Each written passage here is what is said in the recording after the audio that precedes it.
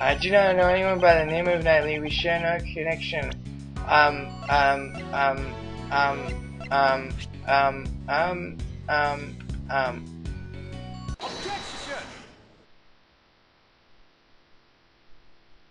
Bitch, please.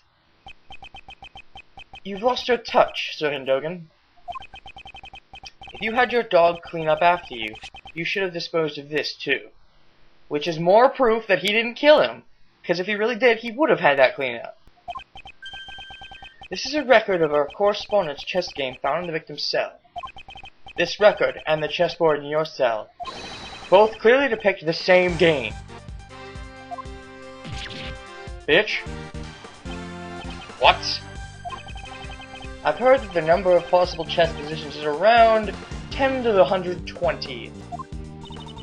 10 times 10, 120 times. 100, 1,000, is that even a real number?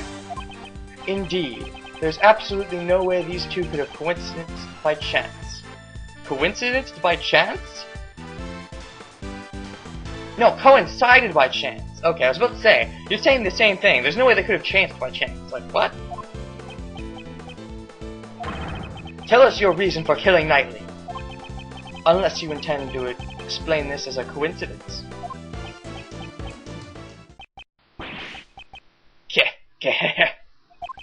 Well, don't they say the truth is stranger than fiction? It is as you said, this is merely a coincidence. Oh, what? There's no way that could have happened. My correspondence chess opponent was the victim in this incident? What a horrible coincidence. Aren't you shocked too, Anubis? Oh, so what he's saying is they're playing the game, but they didn't know each other. That's possible. Anubis, my boy. I'll have to tell them the truth. The animal show, or something. That was when everyone left. Anubis brought the body to my cell. He had already been stabbed in the neck with the murder weapon. I did not wish to be suspected, so I had Anubis carry the body to the workroom. After that, he pulled out the murder weapon and returned to me. So you're saying the one who pulled the weapon out was Anubis? That's right. If I pulled out the murder weapon here, the blood would have been a problem. Mr. Edgeworth, isn't this what that side guy said? A large black dog was biting into the neck of the victim. What? What did you say? It was a truly hellish scene. The fuck, I killed him! I see. So that means Saw witnessed the moment the murder weapon was pulled out. Oh yes, that prisoner's testimony. It surprised me when I first heard it. It's not often that Anubis makes a blunder like that, right, boy?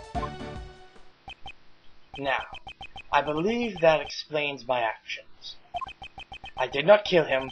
All I did was remove the murder weapon. Will that be all?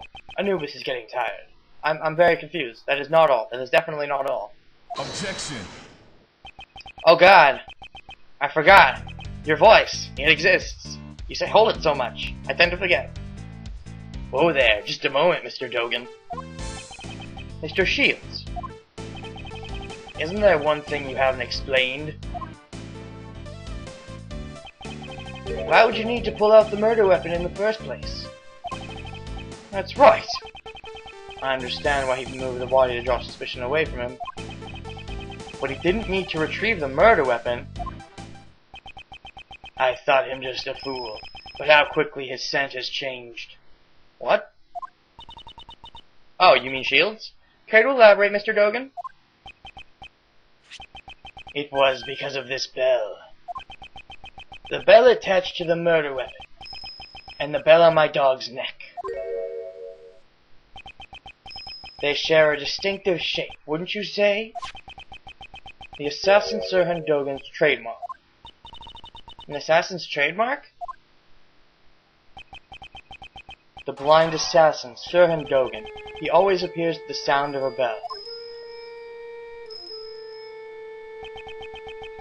The sound of a bell ringing in the dark of night is said to be the last thing his target hears. Fun! You remember well. It has been a while since you last saw my bells, after all. When I prosecuted you in court, I confiscated a knife with the bell attached to it. Yes, my bells. There are only 2 in the world. Only 2? They're custom made, attached to my knife on Anubis' collar. Even though I can only rely on my ears, I can easily identify them. Alas, one has been confiscated and is no longer in my possession.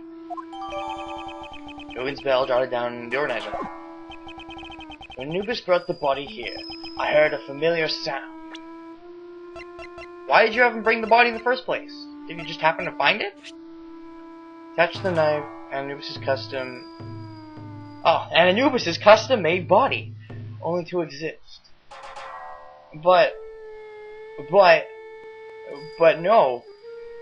I still don't get why you even got the body in the first place. I thought my knife must have been embedded in the body. So imagine my confusion when I found out that it was merely a chisel with my bell attached. Indeed, your knife is nothing like this chisel. Either way, those bells are my trademark. Moreover, I'm the only one in this prison who uses chisels. With all this, I knew I would be falsely suspected. So I removed the murder weapon and hid it. Hold it! So you're claiming that you only moved the body? Still, why'd you get the body in the first place? How'd you know he was dead?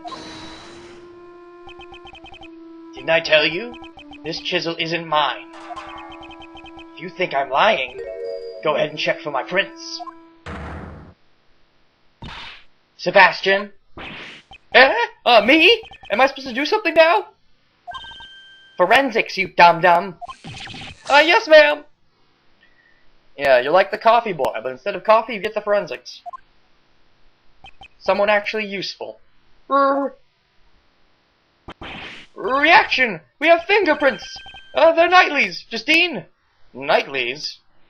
Suicide! Dun dun dun! No. What about Dogan's? Nope. Just Knightley's. And there's no evidence of prints being wiped either. Well then, only Knightley's fingerprints? It can't be! This is a pickle indeed. Should we re-examine it? Yeah. See now? I never even touched that chisel. Because I ordered Anubis to carry it in his mouth.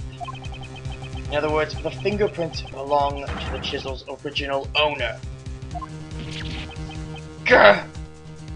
But how is that possible? How could this happen to me? The murderer's weapon's over. Was the victim? This is perplexing. At any rate, I did not touch the murder weapon. In other words, the killer could not have been me. Isn't that right? I have nothing to refute that. How could this... Is he really not the killer? Obviously. Could Dogan's testimony actually be true? This can't be. But that has to mean the only way, like, someone could get a chisel with one of Dogan's bells is if they can somehow smuggle something from the outside. Which would make sense if Jailbird has outside connections. Maybe if he's even gone outside before and just came back in. Or, of course, Roland. I don't know, I still want her to be the killer. But it fits more if it's Jailbird. It seems sufficient enough not to warrant any further explanation. As it stands, you have not changed the state of this case. I believe this is more than enough reason for us to relieve you of your badge. To save any needless fuss, I'd suggest you hand over your badge now. This is bad, sir. They sound serious. Come on, Edgeworth, have your Eureka moment. Realize it was Jailbird. I mean, I would think the connection would be obvious. Like, if they really wanted to hide this, they would have the killer not be Jailbird. I mean, maybe the killer isn't Jailbird. Maybe I'm on the wrong track. But I feel like if it is Jailbird, because I feel like it is, then, like, they would have someone else with the white bear, is what I mean to say. Someone else would have had the white bear, which would make, like, look like them, but we only think about it later. But you think more about it that it's Jailbird because he's the one that we're focusing on with the escape, which is why, I don't know, logic is weird. Anyways, it's regrettable, but if those prints is decisive evidence, I'll have to rethink my logic from step 1. But there's still many unexplained things, such as why Dogen's dog brought him the body in the first place. Still haven't learned that. Why would Mr. Knightley be carrying a chisel? It could be used for many things, perhaps even prison escapes. Well then, how did he carry it into the prison? I mean, the prisoners aren't even allowed cutlery. Right, Mr. Edgeworth? Alright, Kay! Pointing out the obvious. That I'm missing. Mr. Edgeworth! Even if your reasoning is off at first, you shouldn't let that confuse you. The most important thing is to arrive at the truth. Isn't that right? It doesn't matter how you get there. Doesn't matter now what happens. I will never give up. The end result is to save Simon. We have to do everything we can for his sake. Well said, Kay. Nice one, Kay. I really want to scout you for the law firm now. Remember when Uncle Ray said a defense attorney never gives up? Miles, do you understand the true meaning behind those words? Even if they take my badge, they can't take my pride! I mean, my ability to defend my client. I'm getting the hang of this. The true meaning of those words? Defense attorneys carry the fate of their client on their shoulders. You are the only person your client can rely on. Just like with Mr. Keys, we're the only ones who can save him now. We are linked by fate to our clients. That is why we must never give up. There's no way Uncle Ray can go against the teachings of Gregory. So, what'll you do? Currently, I am a defense attorney's assistant. No, an assistant to my father's firm. I have made a commitment to this case, therefore, if I don't save my client, I cannot say I've achieved it. I will abide by this to save Simon Keys. No matter how many times my logic fails, we'll always find another possibility. Wow. In one of the few games where we get to play as a prosecutor, we're still ultimately acting as a defense attorney. Although to be fair, usually when we're playing as a defense attorney, a lot of the time we're just prosecuting in disguise. Okay, you're finally back. Well then, let's search for that other possibility. To start with, do you think there was a way Mr. Knightley could have brought the chisel into the prison? The method Knightley used to bring the chisel into the prison was... Oh! Chessboard! Ah, but what would that mean? Why would he bring this chisel in? Unless... he was planning to kill Jailbird, and Jailbird killed him instead. And he was planning to frame Doga. Huh. That could be it. But then, if he was planning to kill Jailbird, the question is what was his motive for doing that? We still don't fully know Jailbird's motive, but now this makes things even more convoluted. Take that! Normally, metal objects can't be brought into the detention center or the prison. They'd just be caught by the security gate. However, there is one way to avoid this, and that is if they're sent in a package to the detention center. It's quite a flaw in the security. That key is only used on people. In other words, packages sent to the detention center. Here goes a simple check. So they don't use a metal detector for that. They really should. This never should have happened. It seems the guards were too careless. Knowing this, Knightley asked Simon to send him a passage. A passage into the other realm of murdering more people than he already has. A chessboard containing the chisel!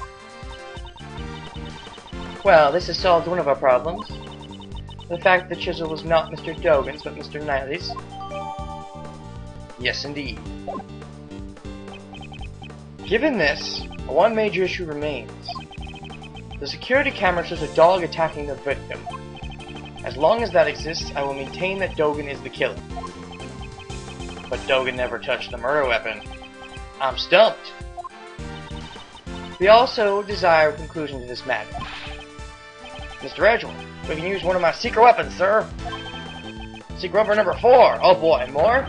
The video analyzing machine? Okay. Sure. What's with that ridiculous name? I named it myself, sir. So let's analyze video footage in detail. Screw video footage, little thief, little thief. Ah, whatever. Go ahead. You'll soon see I'm not lying. I don't know what will come of this, but I think in pretty much every other piece of evidence we can examine up close. The only real exception, I'm pretty damn sure, is this. And I think that's on purpose. They didn't want us to notice, like, to check again and notice, wait, that's smaller than Dogen's dog, isn't it? But now we're going to see it and have a eureka moment.